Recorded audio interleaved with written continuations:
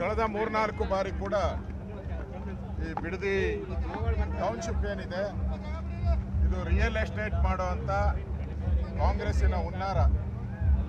ಇದರ ವಿರುದ್ಧವಾದಂಥ ಧ್ವನಿಯನ್ನು ಪ್ರಾರಂಭದಿಂದನೂ ನಾನು ಹೋರಾಟ ಮಾಡೋ ಮುಖಾಂತರ ಶುರು ಮಾಡಿದ್ದೀನಿ.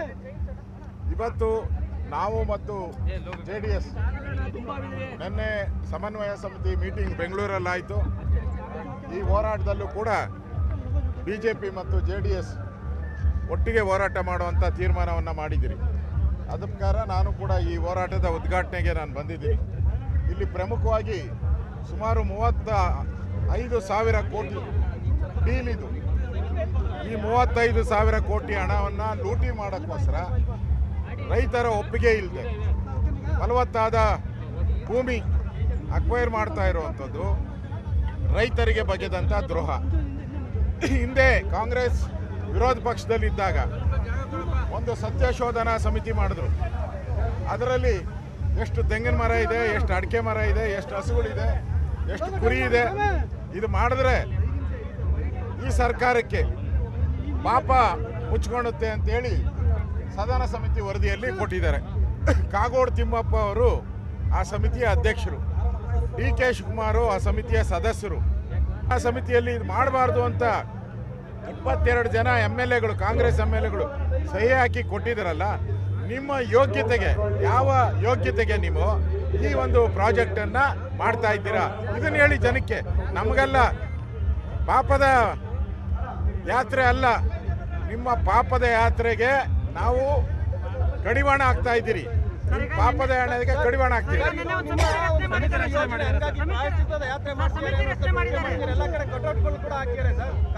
ಪ್ರಾಯಶ್ಚಿತ್ತ ಮಾಡ್ಕೊಬೇಕಾಗಿರೋದು ಕಾಂಗ್ರೆಸ್ ಅವರು.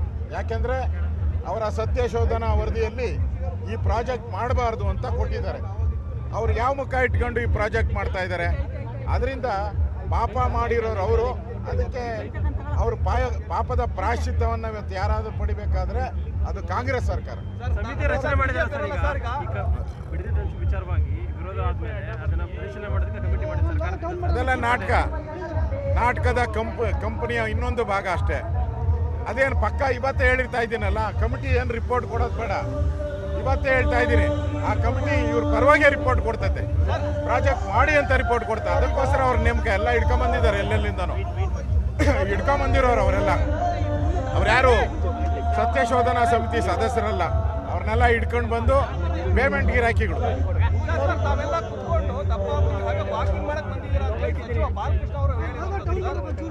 ಹೌದು, ಅವ್ರಿಗೆ ಅಧಿಕಾರದ ಮದ, ಅಹಂಕಾರ ಇದೆಲ್ಲ ಏರಿರೋದ್ರಿಂದ ಇನ್ನೊಂದೂವರೆ ವರ್ಷ ತಾನೇ, ಆಮೇಲೆ ಎಲ್ಲ ಇಳಿಸ್ತಾರೆ. ಏನೇನು ದಪ್ಪ ಆಗಿದ್ದೀರ ಎಲ್ಲನೂ ಪೂರ್ತಿಯಾಗಿ ಇಳಿಸೋಕ್ಕೆ 1.5 ವರ್ಷ ಇರೋದು. ಅದಕ್ಕೆ ಜನ ಹೇಳ್ತಾ ಇದ್ದಾರೆ, ಒಳಿತು ಮಾಡು, ಇನ್ನಿರೋದು ನೀನು 1.5 ವರ್ಷ ಅಂತೇಳಿ.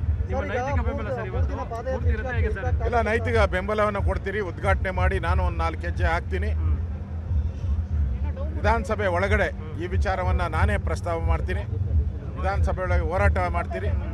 ಮುಂದೆ ನಮ್ಮ BJPನೂ ಕೂಡ JDS ಜೊತೆ ಯಾವ ರೀತಿ ಹೋರಾಟ ಮಾಡಬೇಕು, ಫ್ರೀಡಮ್ ಪಾರ್ಕಲ್ಲಿ ಒಂದು ದೊಡ್ಡ ಹೋರಾಟ ಮಾಡಬೇಕು ಅಂತ ಯೋಜನೆ ಮಾಡಿದ್ದೀರಿ. JDS ಜೊತೆ ಸೇರ್ಕೊಂಡು ಹೋರಾಟವನ್ನು ಮಾಡ್ತೀರಿ.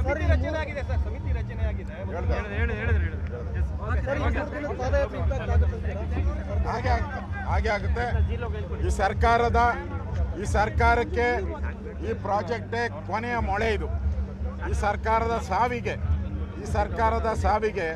ಈ ಪ್ರಾಜೆಕ್ಟು ಕೊನೆಯ ಮೊಳೆ ಆಗ್ತೈತೆ. ರೈತರ ವಿರೋಧ ಕಟ್ಕೊಂಡಿರುವಂಥ ಸರ್ಕಾರ ಭಾಳ ದಿನ ಉಳಿಯಲ್ಲ.